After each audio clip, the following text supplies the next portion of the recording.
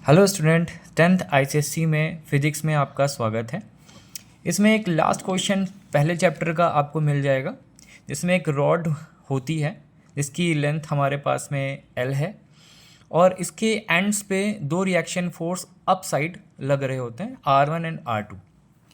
और रॉड का जो वेट है वो हमेशा मिड पॉइंट पे लगता है, जो कि आप देख रहे हैं इस एरो के थ्रू नीचे की तरफ लग रहा है, जिसका वेट है WkgF।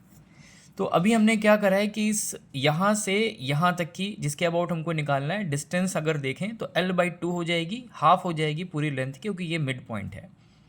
और दूसरे वाले पॉइंट से यहाँ से और दूसरे रिएक्शन के पॉइंट से L/2 डिस्टेंस हो जाएगी।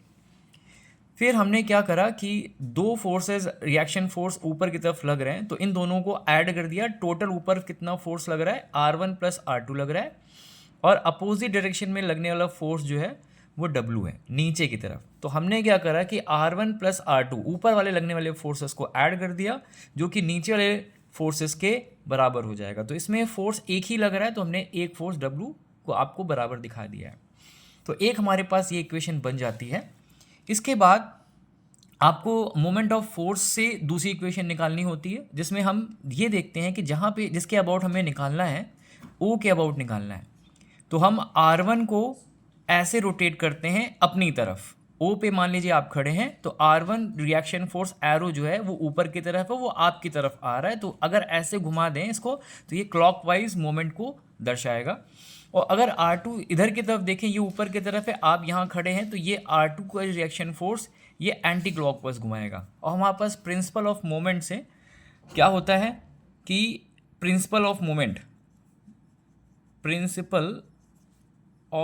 मोमेंट क्या होता है, ये कहता है प्रिंसिपल ऑफ मोमेंट कि anti clockwise moment clockwise moment के बराबर होना चाहिए। तो हम यहाँ लिख देते हैं एंटी क्लॉकवाइज मोमेंट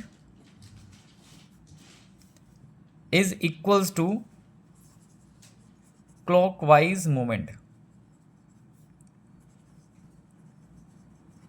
अब एंटी क्लॉकवाइज मोमेंट आपने यहाँ पे ढूंढा था, ये आपका क्लॉकवाइज है और ये आपका R2 वाला एंटी क्लॉकवाइज है। ये O की तरफ ऐसे आ रहा है, तो ये एंटी क्लॉकवाइज है, क्लॉकवाइज डायरेक्शन के अपोजिट है। तो हमको मोमेंट ऑफ फोर्स निकालने के लिए रिएक्शन फोर्स चाहिए और उसके परपेंडिकुलर डिस्टेंस चाहिए। तो ये यहाँ जिसके अबाउट हम निकाल रहे हैं वो डिस्टेंस देखिए इस रिएक्शन फोर्स पे ऐसे 90 डिग्री फॉर्म कर रही है, और ये एंटी क्लॉकवाइज भी है। तो आप क्या करेंगे, इस फोर्स को इस डिस्टेंस से मल्टीप्लाई कर देंगे। तो R2 हमारा फोर्स है और डिस्टेंस है L/2। इसी प्रकार क्लॉकवाइज मोमेंट के लिए आप क्या करेंगे, इस R1 की डिस्टेंस यहाँ से मल्टीप्लाई करेंगे L/2 से, तो आपका आ जाएगा R1 × L/2।